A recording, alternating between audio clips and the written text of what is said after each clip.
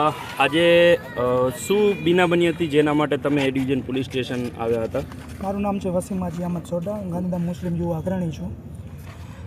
3 દિવસથી એક post viral થઈ છે, જેમાં હરીસિંહ જાડેજા કરીને એક હુજુરના બારામાં પોસ્ટ શેર કરી છે. એના બાબતે આજે એ ડિવિઝન પોલીસ સ્ટેશનમાં મેં બધા મુસ્લિમ સમાજના આગેવાનો, સંસ્થાઓના પ્રમુખો, પછી જેટલી અમારે ગાંધીધામ તાલુકાની જમાતો છે એના પ્રમુખો બધા મળીને અમે એક ટાઈમ નક્કી કર્યો કે કાલ 11 વાગે આપણે એ ડિવિઝન પોલીસ સ્ટેશનમાં પીઆઈ સાહેબ કને જે કાયદેસરની કાર્યવાહી છે એના માટે આપણે ભેરા થઈએ.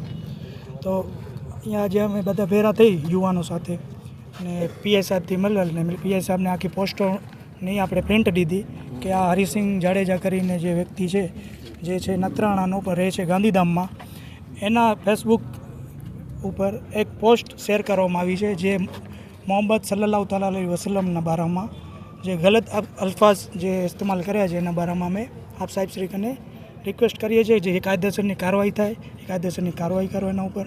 તો પીઆઈ સાહેબ શ્રી અમને બાંયધરી આપી છે કે એના વિરુદ્ધમાં અમે ફરિયાદ પણ લેશું ને ગણતરીની કલાકમાં એને જે કાયદેસર કાર્યવાહી થશે એના માટે અમે પ્રાર્થ કરશું. એના માટે અમે મુસ્લિમ સમાજ આખો પીઆઈ સાહેબનો આભારી છીએ ને પોલીસ તંત્ર અમારા સાથે છે.